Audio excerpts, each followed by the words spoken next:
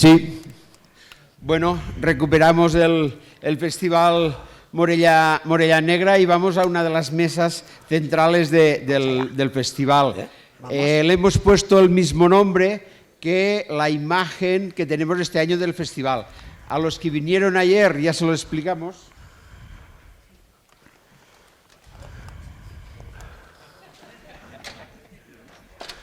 A los que habéis venido hoy, el vídeo del Sexeni no lo volveremos a pasar, eso no. Dentro del Sexeni sale el cuadro de las heroínas bíblicas y encabeza ese cuadro David con Goliat. Esto es la cabeza de Goliat. Y este es David. David le acaba de pegar la pedrada a Goliat y lleva como trofeo su cabeza. Eso es lo que abre el cuadro bíblico del retablo del Sexeni de Morella. Aquí sí que hemos hecho la cabeza prácticamente casi, es lo mismo. El David lo hemos convertido a la época actual con su onda y no podía faltar el perro trufero, para que esto es terreno de trufa, que si encuentra algo, pues que lo coja, que lo marque y con el tuber melanosporum la sacamos. Lo que decíamos antes, nosotros somos Morella Negra como la trufa. Aquí pone Morella Negra. El problema es que este año no sabíamos si había trufa o no. Entonces decimos, lo de la trufa ya veremos. Preferimos, en vez de ponerlo en el letrero, que luego la degustéis en la sala de degustación gastroliteraria Sergio Besser, porque ahí sí que hay trufa. Entonces continuamos siendo Morella Negra como la trufa. Molt bé.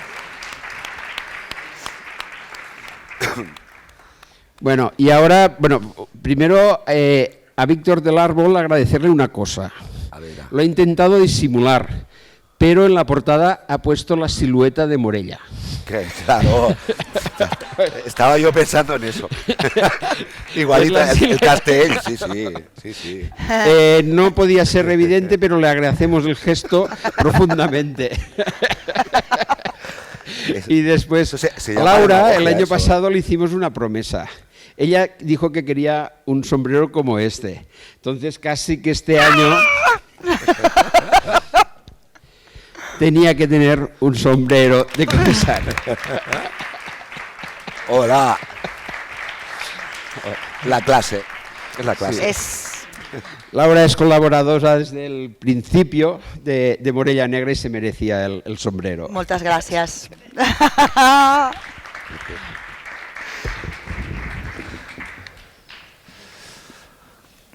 Bueno, ya es la última mesa de la tarde. Uy. David contra Goliat. Conversación literaria de Laura González, periodista radiofónica de Radio 3 y Radio 4, con Víctor del Árbol, centrada en su última novela, Nadie en esta tierra, y en toda su obra literaria. Laura González presenta cada noche el programa de Todos somos sospechosos en Radio 3. Nos habla de libros oscuros, cine negro, encuentros íntimos y música para mentes despiertas. Le gusta leer y contar historias y ama el micrófono. A la radio ha dedicado su actividad profesional en programas de magazine, culturales y de actualidad. Desde hace 8 años está al frente de más de 8 años, está al frente de Todos somos sospechosos. Un espacio de entretenimiento cultural, canalla y noctámbulo en Radio 3, con el género negro como leitmotiv. La ficción negro-criminal que inspira y ayuda a entender la realidad y lo que somos. Laura será la que nos presentará a Víctor del Árbol. Y también quería recordaros que si queréis encontrar información de nuestro festival, la podéis encontrar en nuestras redes sociales, en nuestro canal de YouTube y en la web de morellanegra.com. Ahora ya paso a Laura la palabra. Venga. Com em queda? Fantàstico. Moltíssimes gràcies, moltíssimes gràcies. Ara, perquè quan el llencis el barret doncs no creem confusió. Vale, mal trec. Bueno, un año más, gracias a todos los que formáis Morella Negra, a Morella, a tots els que veniu d'assistentes d'aquí i d'allà, a les cares conocidas y a las que no, y a autores como Víctor que nos hacen pasar estos ratos tan buenos, ¿verdad? Entre libros, leyéndolos, que es el objetivo fundamental, y también charlando un poco de lo que nos ofrecen. En el caso de Víctor del Árbol, que yo creo que ya, bueno, lo conoce todo el mundo, vamos a hablar de Nadie en esta tierra, pero vamos a intentar también ir hacia atrás para ver que creo que hay una constante, no solo en tu manera de escribir, que sí que es elegante, que es sensitiva, no solo en tus personajes, que son muy contradictorios, no solo en el mal, por el que a veces se cuelan grietas de luz. Bueno, creo que hay, ¿no?, como un universo Víctor del Árbol que empieza con el peso de los muertos, que de momento nos lleva a Nadie en esta tierra. Y yo empezaría diciendo, a propósito de este libro, que es absolutamente fascinante, si no lo habéis leído, puntos suspensivos, Nadie en esta tierra es inocente. ¿Puede ser como premisa? Sí, puede ser como premisa. Bueno, hola otra vez, ya llevamos viéndonos por aquí. En mi casa se dice que el pescado al tercer día huele, pero bueno, pero está bien, se estén bien. Es verdad, además es una frase que se dice en la novela, nadie en esta tierra es inocente. Pero también es verdad que nadie en esta tierra olvida y que nadie en esta tierra, sobre todo, nadie en esta tierra perdona. Es decir, hay cosas que no se pueden perdonar, hay cosas que no se pueden olvidar, ¿no? Y esa sí que es una constante en mis novelas. Sobre todo el hecho de que los personajes, y ahora vamos a conocer a Julián Leal, arrastran siempre el pasado, ese pasado que les duele, ese pasado que vuelve, que es algo muy literario, y del que no pueden escapar, ¿no? Julián Leal, al principio de la historia, bueno, pues tiene un mal pronóstico de un cáncer que le han diagnosticado, y eso es un punto para un viaje físico, un viaje emocional también, y bueno, el punto de partida de esta historia. Cuéntanos un poco ese momento en el que se encuentra Julián al inicio. Bueno, a mí me cuesta mucho hablar de mis personajes, porque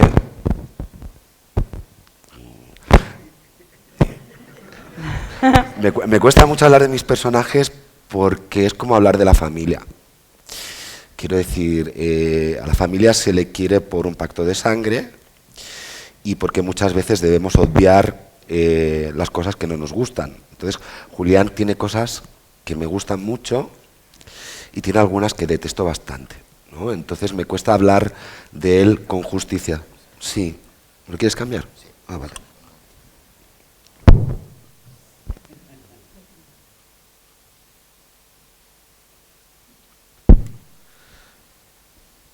Vale.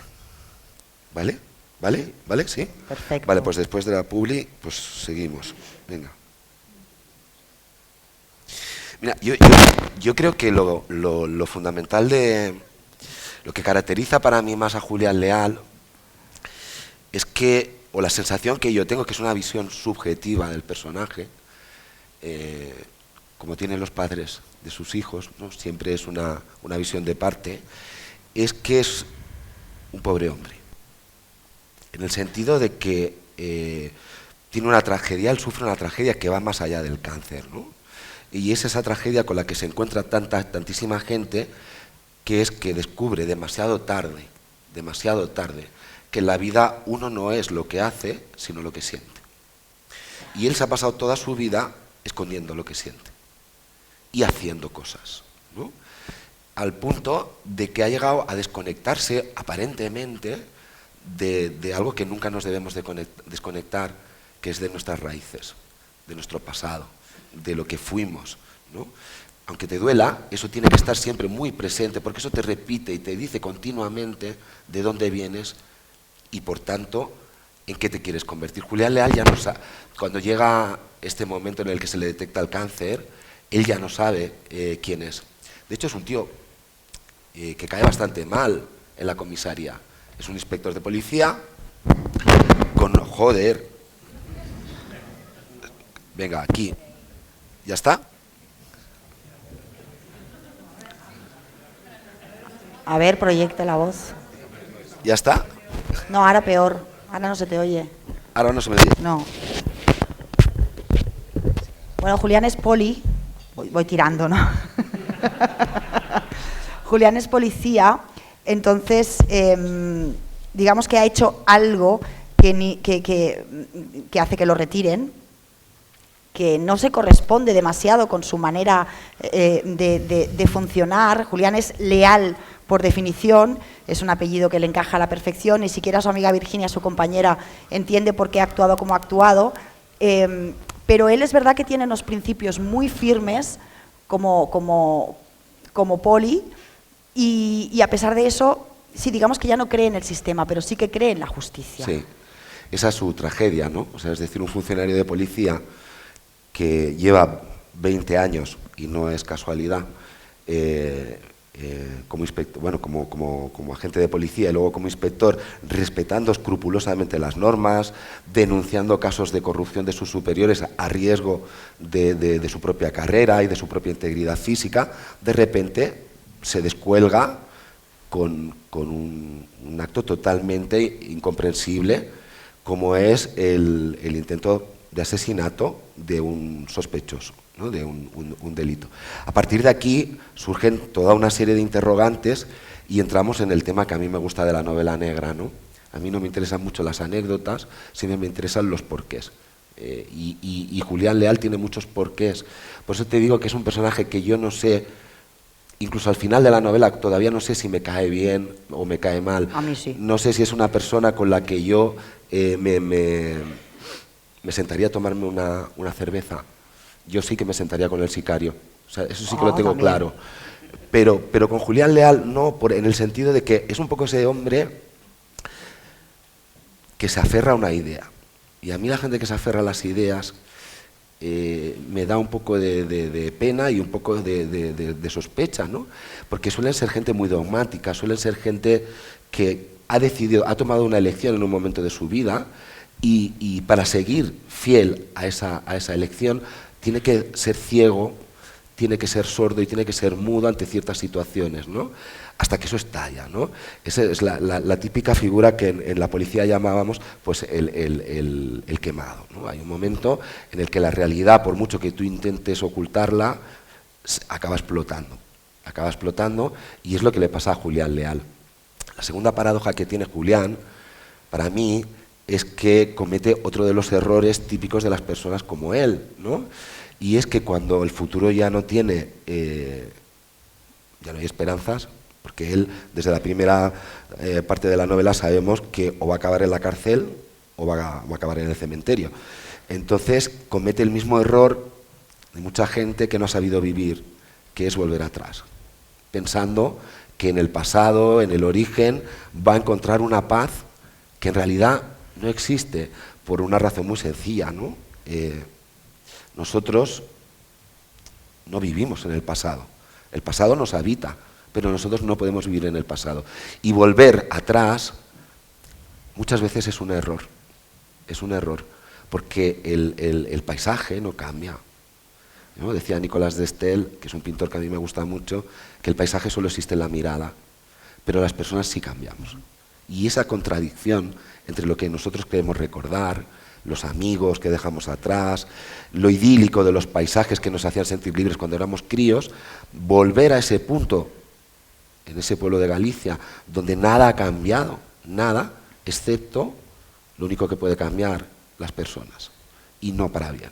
Vaya, se han cambiado. Él cree, ¿no?, inicialmente que en ese viaje pues se va a encontrar con esa zona segura y con esa infancia y esa pandilla, y claro, bueno, nos vas a llevar efectivamente a esos años e incluso al inicio de todo, ¿no?, con lo que le va a suceder a sus padres, que lo vamos a ir descubriendo a medida que avanza la novela, pero sobre todo esa gente que compone su pasado son muy diferentes. Ahí entran en juego estos personajes secundarios que algunos con pocas pinceladas tienen un impacto bastante grande en el lector y en la trama, y que van a descolocar completamente y van a llevar a Julián a lo más profundo de este viaje al pasado. Sí, le van a llevar a un sitio donde uno no quiere ir, que es a sus pesadillas. Eso es. Es decir, claro, él vuelve atrás pensando, bueno, me voy a encontrar con Fuliña, éramos amigos cuando le robábamos el tabaco a los contrabandistas, me voy a encontrar pues con Susana, un antiguo amor de la infancia, esos amores inocentes donde todavía no existen los besos, ¿no? Eso es maravilloso. Me voy a encontrar con Carmen, me voy a encontrar con Gregorio, ¿no? Y lo que se encuentra son fantasmas, en realidad, ¿no? Y son fantasmas que tienen canas, que tienen problemas y que además lo más importante, han roto la gran promesa que se hicieron. No querían ser como sus padres. No querían ser como sus padres y son peores que sus padres. Sí. ¿No? Eso es una de las tragedias de convertirse en adulto, ¿no? Es decir, uno cuando tiene 12, 13, 14 años, es fantástico. La enfermedad de la adolescencia es fantástica, ¿no? Esa arrogancia, esa soberbia, ese yo lo sé todo, yo puedo con todo, yo me atrevo con todo, que a los adultos nos desquicia tanto, porque es una enfermedad, ¿no? La estupidez. O sea, pero claro, uno tiene que ser estúpido y tiene que ser inconsciente y tiene que ser a esa edad, ¿no? Entonces se hacen promesas, juramentos, que pocas veces se cumplen, ¿no? Pocas veces se cumplen porque al final la vida acaba imponiéndole a cada uno su verdadera naturaleza. A mí lo que me parece muy interesante, muy subliminal en esta novela, que hay muchas subtramas, muchos niveles de lectura, es comparar, ¿no? Es decir, porque en realidad todos esos amigos de la cuadrilla del Cruzeiro, cuando los vemos de adultos, pero cuando vamos al pasado, en los capítulos del pasado, de su infancia, eso que ellos son, ya estaba ahí latiendo. Ya eran.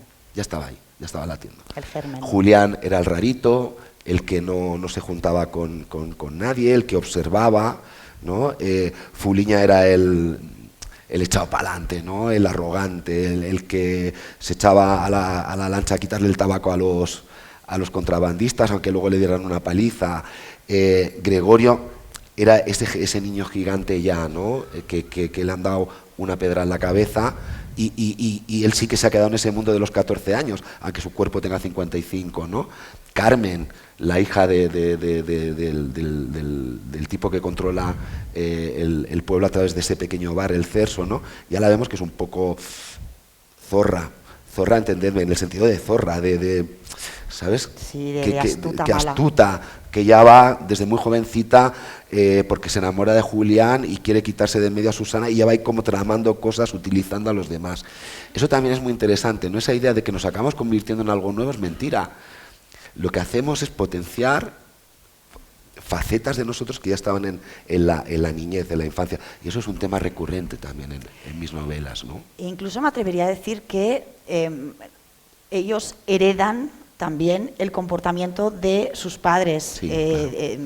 Inevitablemente no pueden escapar de eso, ¿no? Porque además nos estás llevando a una aldea donde hay un ecosistema muy particular que tiene que ver con la Galicia de los años 70 y con esa corrupción y esa economía al lado de la oficial que se sigue manteniendo.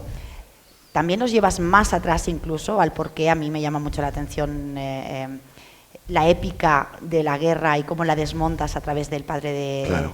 de Julián, porque hay algunos que, bueno, después de haber participado en el horror, se mantienen en el error y hay otros que rechazan eso, ¿no? O sea, Claro. no puede haber épica en un conflicto o en una guerra en la que muere gente, en la que se violan mujeres, etcétera, etcétera. Exacto. Y es todo ese pasaje, toda esa otra subtrama me parece muy interesante, la reflexión a la que nos llevas. Bueno, el hecho de esta pregunta tuya que me parece muy interesante, porque además va muy en contracorriente de otras visiones de la guerra que yo he escrito en otras novelas, como Un millón de gotas o La tristeza del samurái. Aquí quería darle ver el otro punto de vista, ¿no? Que también es muy interesante, el fascista desencantado, ¿no? Es decir, el que luchó por creer que una grande y libre iba a hacernos mejores y acaba viendo que una grande y libre sigue haciendo negocios con los de siempre, ¿no? Y al final dice, oye, yo no hice la guerra para esto, no vendí mi alma para esto, ¿no? Porque ir a la guerra con convicción política es vender el alma. Y otra cosa es que te obliguen, pero ir tú creyendo que vas a hacer un mundo mejor es vender tu alma. Y vuelvo otra vez a las líneas subliminales. Eso es lo que conecta al padre con el hijo, al padre de Julián con Julián, porque Julián también, a su manera, también cree en la épica. Y también es un desencantado. Y también es un desencantado. Él se hace policía, y además es un O sea, los personajes hay que tener mucho cuidado porque te escuchan cuando tú hablas. Y esto Vale. es una cosa que ¿Y algunos amenazan con volver? Sí, ¿Verdad? esto es una cosa que aprendí Ya. de Paul Auster. Y hay que tener cuidado porque me quita frases a mí, él, ¿no? Y entonces él dice una frase que dice, yo me hice policía para matar dragones, ¿no? Y no maté a ninguno, pero he conseguido que ninguno me mate a mí. Yo eso lo he dicho en tu programa. O sea, yo me hice policía, en la misma frase, ¿no? Claro, es un error. Y entonces yo le digo, amigo, has cometido el mismo error que cometí yo, ¿no? O sea, no hay dragones que cazar. El pasado no puede volver atrás, ¿no? Y pretender ser un héroe, pretender salvar al mundo es un error. Es decir, primero sálvate a ti mismo, primero salva tu alma.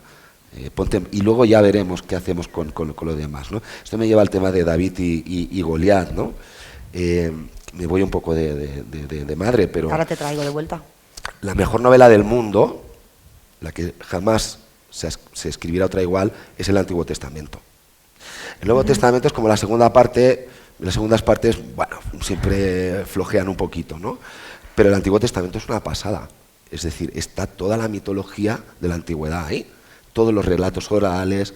Claro, ¿y qué es la parte fundamental del Antiguo Testamento? No sé si sabéis que yo fui seminarista. Seminarista. Estudié teología también, pero bueno, no me voy a poner aquí en plan tal, pero hay una cosa muy interesante. En el Antiguo Testamento hay dos figuras que son muy importantes. Una es la idea de un Dios que castiga y premia, es decir, un Dios vengativo, Yahvé, que es diferente al Dios de la resurrección de Cristo del Nuevo Testamento, que este solo perdona, ¿no? Este lo acepta todo, que es el que nos mola a nosotros los católicos. Porque pensamos, a diferencia de los protestantes, que si vamos a confesarnos, ya está, ya podemos seguir haciendo el capullo. Los protestantes te dicen, no, amigo, si tú la haces, tú la pagas. Por eso la corrupción en los países del norte está mucho peor tolerada que aquí, entre otras cosas. Porque la mayoría de todos estos han sido monaguillos, pero bueno. Es que me voy. Bueno, a lo que iba. Esa figura de un ser superior que castiga y premia en función de que tú cumplas o no cumplas las normas, es muy interesante, ¿no? Y la otra figura interesante es la figura heroica. El héroe, el líder, la persona que salva al pueblo, empezando por el propio Abraham, o podemos hablar de Job, o podemos hablar de Moisés, o podemos hablar de David. David, no sé si habéis leído alguno del Antiguo Testamento o un poco, os lo recomiendo porque es muy divertido. Es verdad que mata a Goliat, pero lo mata por una cosa. Amigo, lo mata para hacerse rey. No, eso no hay que olvidarlo, ¿eh? Y se convierte en un rey que es un cabrón de cojones. Se lo va a leeros el Antiguo Testamento. O sea, David no es un rey entre los justos. Es un rey guerrero, es un rey que castiga, es un rey que oprime, y es un rey que simplemente se ha quitado de encima a un rival que era más grande que él. Ya está. ¿Por qué me hace gracia esto? El héroe. ¿Qué coño es un héroe? Estáis diciendo muchas palabrotas. Y eso no está bien. En la radio no las digo, ¿eh? Cuando Pues tú me entrevistas no las también, digo. Ya. Sí. Esto me lleva a la tesis de la novela. Y me ha gustado antes, algunos de vosotros que estabais por aquí, en las mesas anteriores, que habéis hablado mucho del hard-boiled, con diferenciación de la novela policíaca. Me ha gustado mucho ese concepto porque yo me sumo mucho a esa idea, ¿no?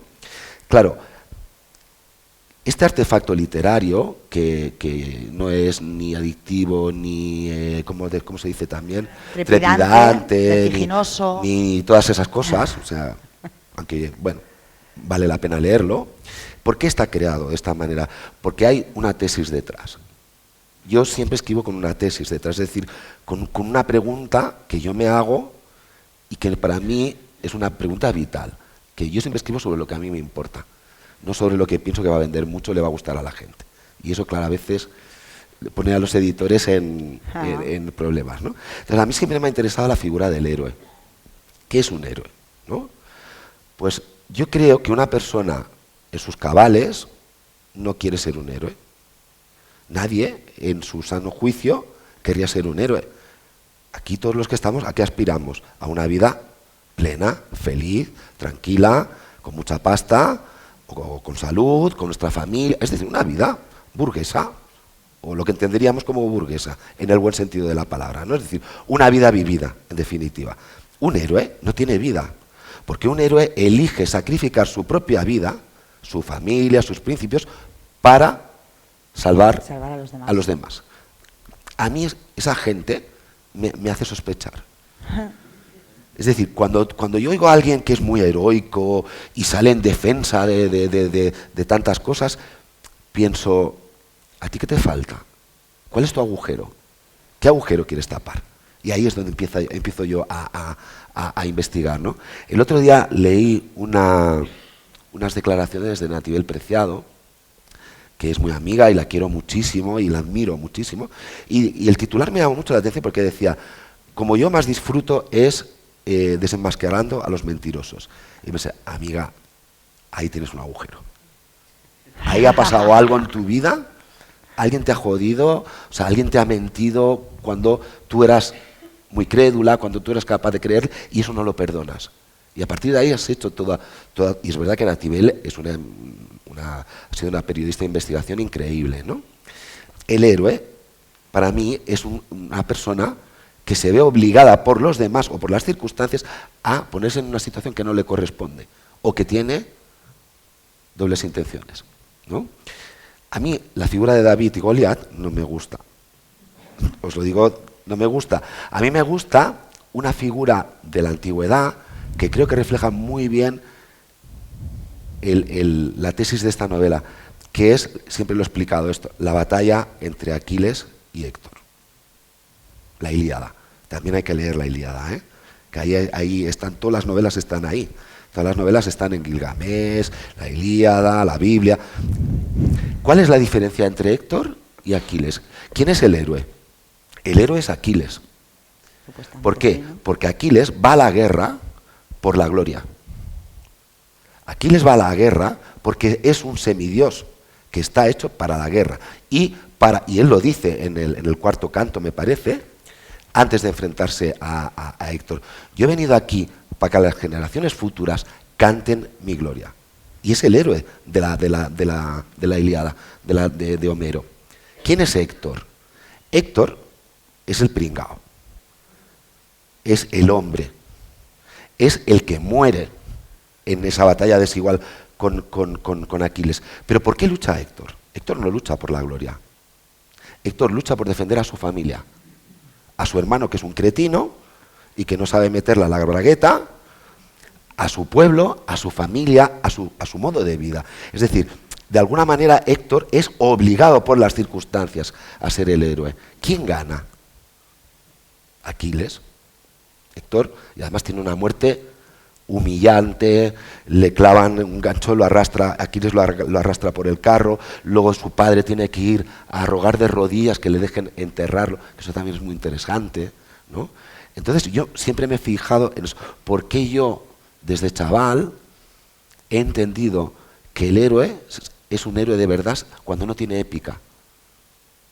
Y eso es lo que el Sicario le hace entender a Julián. Vamos con el Sicario. Leeros el Antiguo Testamento, la Ilíada y nadie en esta tierra. Perdonad la... Y sí, hay que hablar, hemos hablado, ¿no? Has hablado de Dios, de Yahvé, y aquí vamos a hablar del diablo. Y de este prólogo, de este epílogo y de este tío que nos interpela y que te contradice a ti como escritor a veces. Sí, porque estás contando cosas y el diablo dice...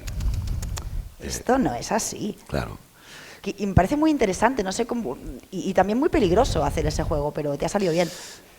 Bueno, me ha salido bien porque yo al diablo lo dejo jugar hasta que le digo que basta, porque yo soy el demiurgo, ¿eh? O sea, Dios soy yo.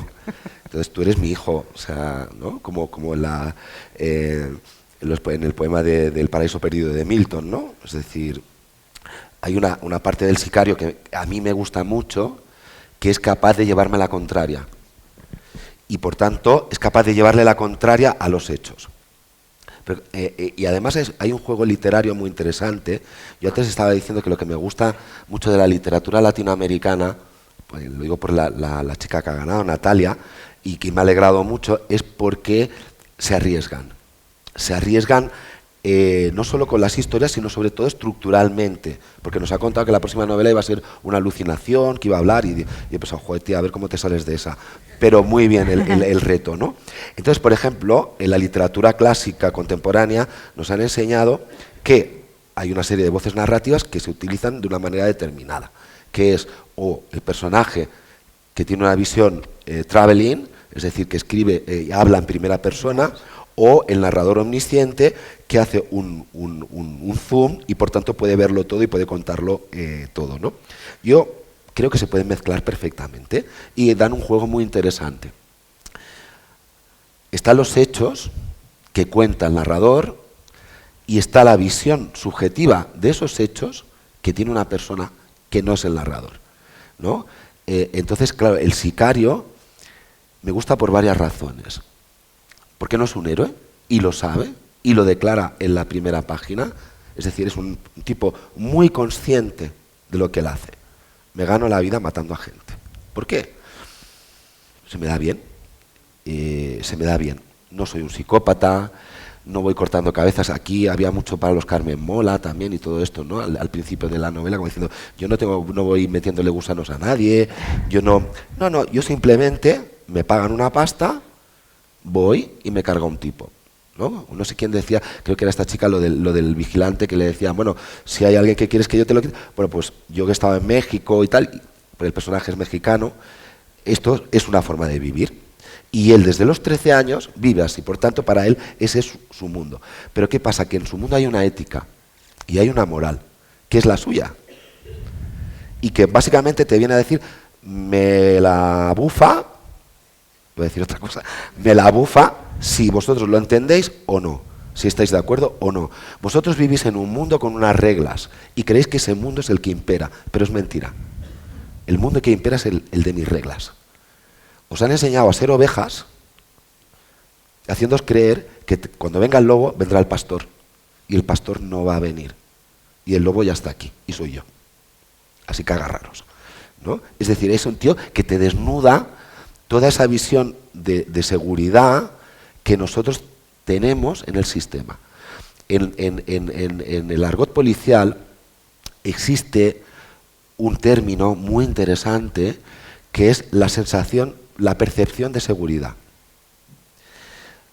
Todos estos coches patrullas que veis por la calle, quemando gasolina, en las ciudades, no sirven absolutamente para nada. Operativamente son ineficaces. Lo más eficaz es tenerlos en una base, como hacen los bomberos. Es el mismo sistema, tenerlos en una base y salir a requerimiento. Pero ¿qué pasa? Si la gente ve por la calle coches dando vueltas sin sentido, tiene la sensación de seguridad. Y la sensación de seguridad lleva a la seguridad. Porque la gente cuando se siente insegura empieza a hacer estupideces. Bueno, eso es un concepto muy estudiado y funciona así, ¿no? Claro, el sicario nos está diciendo que todo esto es mentira. Que si a mí tú me das $3.000, ya puede haber coches dando vueltas, tú ya puedes tener 4 llaves en el candado y vivir en el ático de la plaza Francesc Macià, que si a mí me dan $4.000 y tengo que ir a pelarte, voy a ir a pelarte. Y vas a pillar. Y entonces, claro, el lector dice, no porque tenemos a Julián. Y entonces él dice, espérate que te voy a contar yo quién es Julián. Porque toda esta historia se cuenta con un año de pasado y representa que el sicario sabe qué ha pasado. Entonces, como nosotros ya decimos, no, porque tenemos al héroe, tenemos a Aquiles, o a Héctor, no da igual. Tenemos aquí a un tipo que es el sistema, que mira lo que ha hecho, ha cogido a un pederasta y le ha pegado una paliza para sacarle información y descomponer toda una red de corrupción, ¿no? Que llega hasta las más altas esferas. Es nuestro héroe, es nuestro salvador. Y él lo primero que te dice, mira, este tío se va a morir. Se va a morir. ¿Y qué sistema es ese? Que tenéis un héroe que os salva y lo metéis en la cárcel, a ver. ¿No? Os lo estoy contando de coña porque la novela es muy dura. Entonces, bueno, quiero relajarlo un poco, ¿no? ¿Es dura la novela? Bueno, a ver, es novela negra y y ya sabéis que Víctor siempre, aparte con ese, se recrea con el componente psicológico, todos tus personajes respiran por las heridas, haciendo referencia a otro de tus títulos, pero también hay un poquito de luz y también es una novela sobre la amistad.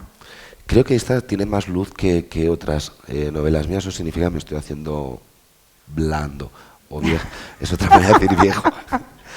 No, pero mira, esto me lo hizo ver un amigo mío que yo confío mucho en su criterio literario, que es muy lector, y me dijo: Víctor, tú siempre aspiras a contar la verdad, tu verdad. La narrativa siempre aspira a contar una verdad subjetiva. Dice, y si aspiras siempre a contar la verdad, en la verdad no hay solo oscuridad. Es decir, tú siempre hablas de la contradicción de los personajes. En la contradicción también tiene que haber la bondad, también tiene que haber el amor, también tiene que haber la luz.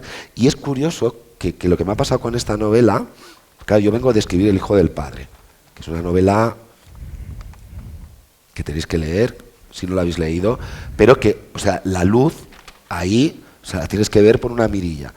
Entonces, claro, me he dado cuenta de una cosa muy curiosa y que me va a ayudar a ser mejor escritor.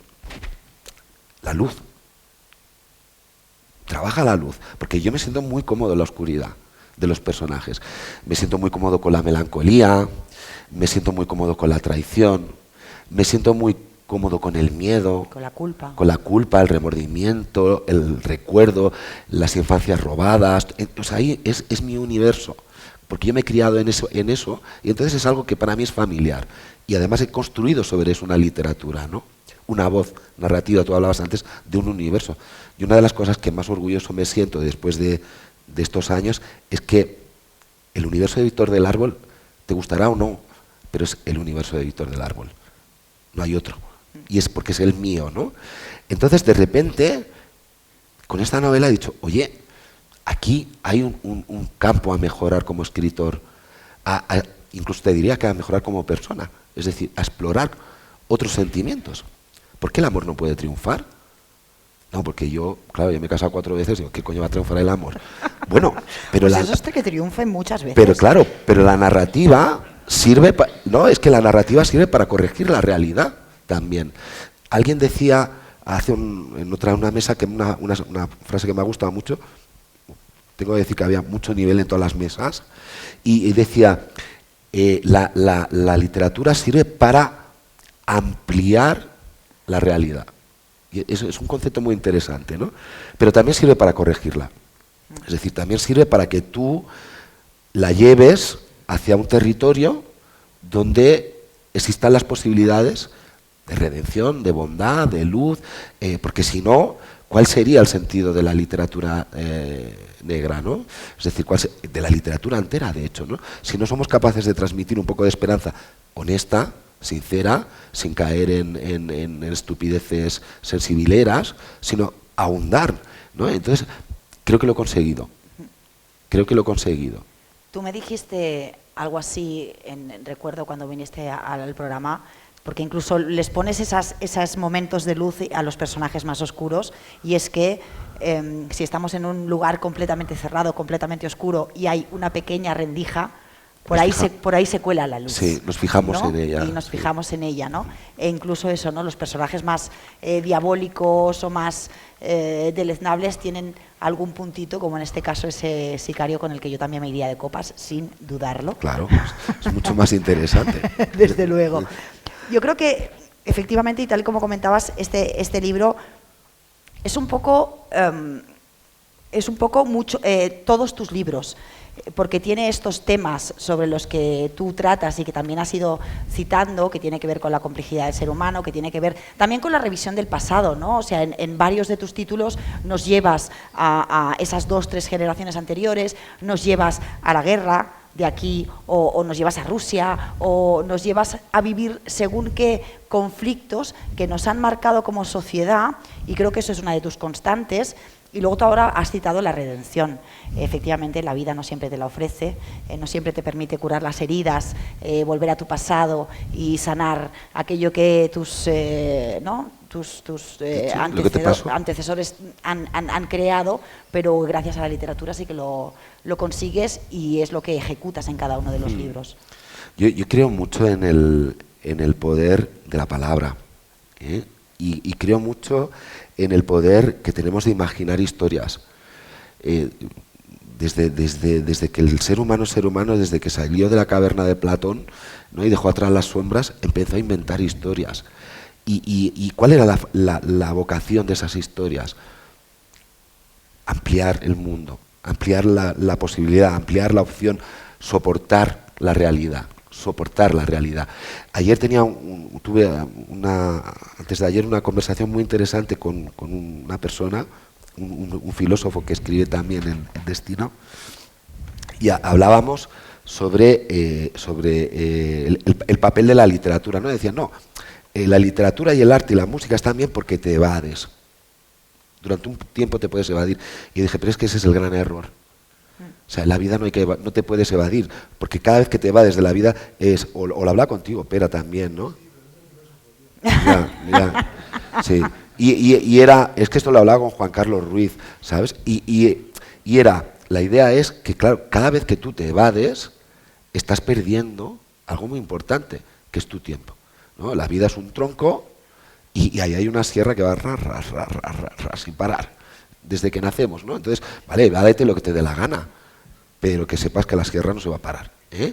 Entonces luego cuando se caiga el tronco no te espantes si te has pasado la vida como Alonso Quijano leyendo cuentos de caballerías. Creo firmemente que la literatura sirve para corregir la realidad, es decir, para estar en la realidad corrigiéndola, ¿no? Y eso es algo que también mis personajes tienen, de una manera u otra. Todos tienen una vida al margen. Por ejemplo, pues Julián Leal es un flipao de Bruce Springsteen. Sí. Soria, ese personaje que parece que salió de las películas de Luis de Funes, es, por ejemplo, no es porque esté aquí, por la película, le encantan los dioramas de la Primera Guerra Mundial, tiene una cultura vastísima, es un tipo gordo, el típico caimanaco que dices, ¿sabes? Carajillero, no, tiene un mundo interior. Clara, el cine, y Bruce Springsteen también, aunque no están de acuerdo con las canciones con Julián, Virginia, el boxeo. Es decir, incluso los peores, ¿no? Heredia, que es un experto en Napoleón, que pues, le hubiera mandado a la mierda la película de esta que han hecho, porque vaya. Pero él es un experto de Napoleón, ¿no? Es decir, o sea, ¿por qué nosotros necesitamos siempre tener algo que apuntale nuestro día a día, ¿no?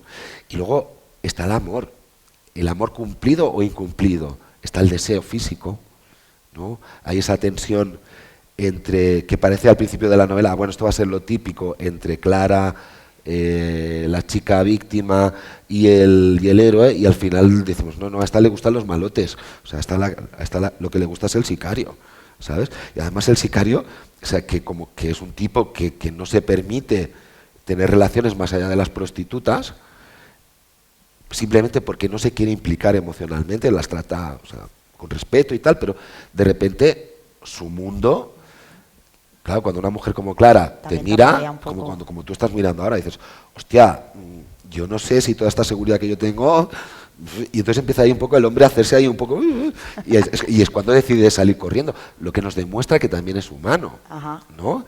O esta tensión sexual no resuelta, no clara, entre Virginia y su jefe, es decir, entre dos compañeros que llevan trabajando juntos muchos años, muchas horas, que las han visto de todos los colores y que cuando se van a su casa se encuentran una realidad que no les gusta. Es decir, que no tiene que ver con su visión de las cosas. Es como la gente que vuelve de Afganistán o de Irak o de una guerra, ¿no? Es decir, después de ver ciertas cosas, después de estar en ciertas situaciones, reincorporarte a una vida familiar, con niños, en un chalet de las afueras, pues igual ¿no? Entonces, pues que igual dirás, hostia, yo estoy muy bien con mi marido, estoy muy bien con mis hijas, pero es que yo ahora me iría de copas con Julián. Lo que pasa es que Julián está cortándose las venas él solo, escuchando Dancing in the Dark y pintando acuarelas en su casa, comiéndose una pizza fría, ¿no? Quiero decir que no es el típico poli alcohólico y desgraciado, ¿eh? Eso no es así. Pero sí que es un solitario. Has dicho ahora, ¿no? Esto que sustentas a algunos personajes con esta otra capa, con esta profundidad también, que incluso consigues que los antipáticos nos acaben cayendo un poquito mejor. O sea, hay algunos que te repelen al principio y poco a poco dices, no, pues es que este hombre lo entiendo. Ya, esto si es es algo... que, Mira, esto es algo que sale mucho en los manuales de estilo de las editoriales ahora, ¿no? ¿Cómo? Y de escritura. Tienes que empatizar, tienes que conseguir que el lector empatice con el personaje. Hay algunos que no entiendo por qué los entiendo, ¿sabes lo que te quiero Ya, decir? ya, eso sí, claro. ¿Por qué con lo mal que me caía al principio? Y ahora pienso, no, claro, es que este pobre hombre... Porque lo entiendes. Pues eso. Porque cuando tú eres una persona inteligente... Bueno, quiero entender que sí, como la mayoría de la gente tenemos una inteligencia media, que podemos juzgar una cosa de entrada porque somos seres de opinión, es decir, todos tenemos una opinión sobre todo, y es una primera impresión, pero las personas inteligentes, cuando les damos contexto, esa visión se amplifica y se modifica. Entonces, claro, que cambia. Si el arco narrativo de un personaje, si no evoluciona desde el principio al final, es un mal personaje. Eso es el ABC. Bueno, y eso es lo que hace que muchas de tus novelas sean bastante corales también, claro. Porque siempre vas, primero que nos sirves a unos cuantos y les vas dando esas otras capas y siempre hay como varios protagonistas o coprotagonistas de la mano del principal, ¿no? Algunas son más corales que otras de tus historias, pero suele ser también una constante. Pero me parece una visión muy interesante precisamente por lo que te decía también de las voces, ¿no? Es decir, tú planteas una realidad, ¿qué es un héroe en el año 2023? Claro, si solo tuviera... Entonces, cuantas más personas opinen, más visiones haya, el lector tendrá una idea más amplificada en la que él pueda entrar, ¿no? Con la que él se puede identificar. Entonces, ¿para qué vamos a tener solo la del sicario y solo la de Julián? Pues es interesante saber qué piensa un funcionario culero como Soria, es interesante qué piensa una chica hash de estas que soy insoportable, salida de la facultad de Derecho que se cree que lo sabe todo, es interesante que saber qué piensa la abuela del Chinchilla, esta señora gitana, es interesante saber qué piensan los tipos que se dedican a robar infancias, ¿no? También sobre qué es un héroe. Entonces, en toda esa visión, si son 8, 10, 12 distintas, el lector puede decir, para mí un héroe es esto, para mí un héroe es aquello. Yo podría ser un héroe en estas circunstancias, la verdad es que yo no podría. ¿No? Pero tú nunca has querido ser un héroe, entonces, cuando antes has hablado, ¿no?, de que uno escribe o se crea esa línea de tema fundamental,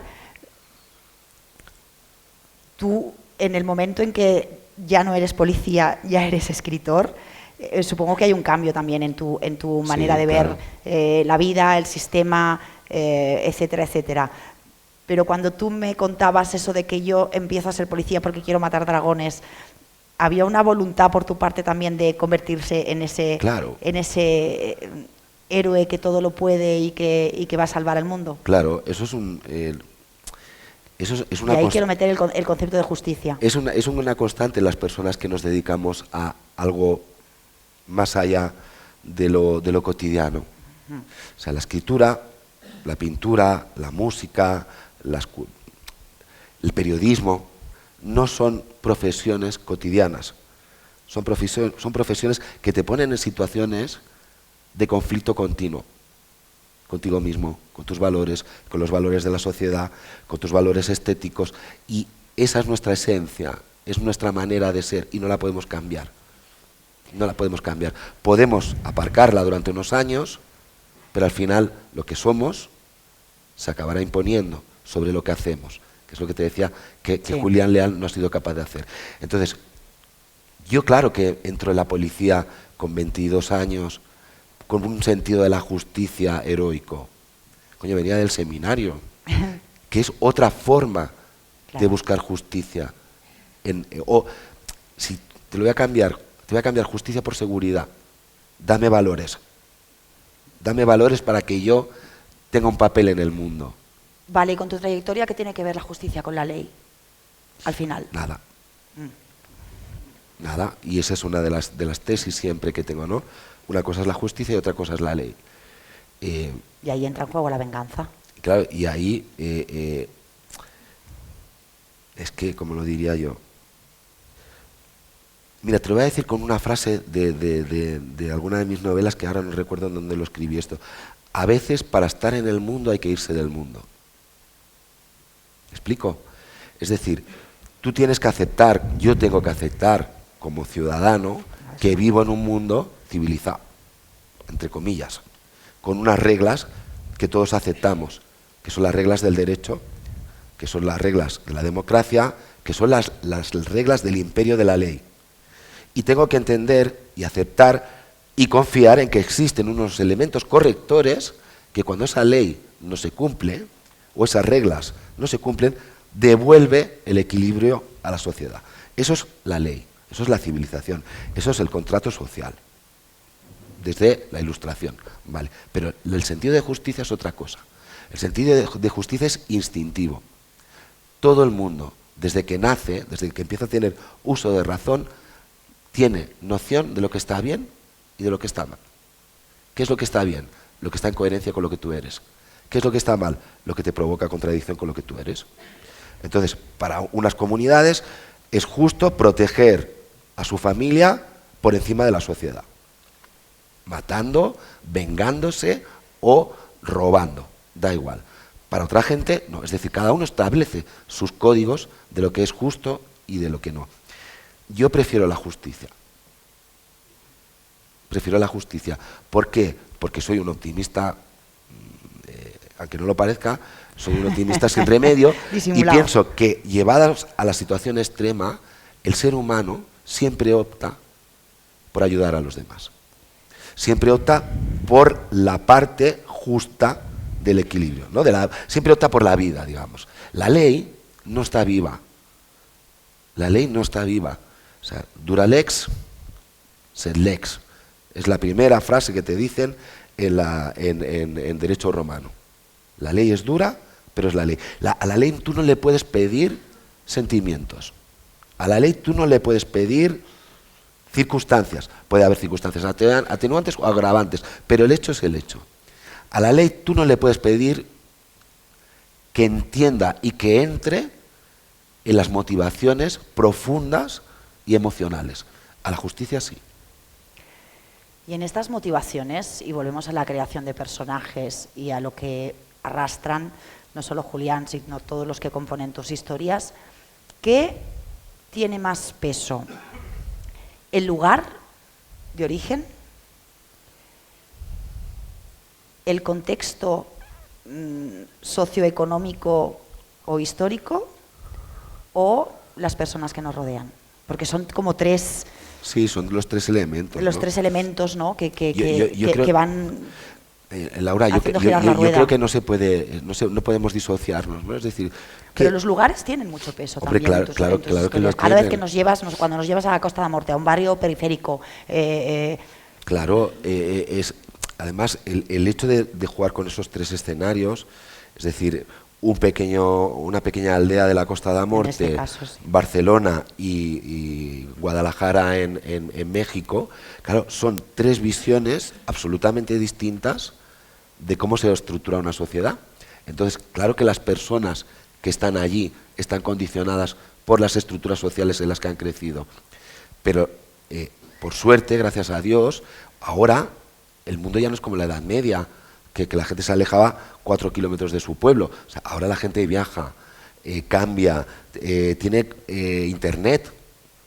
Es decir, ahora la realidad está con mucho más...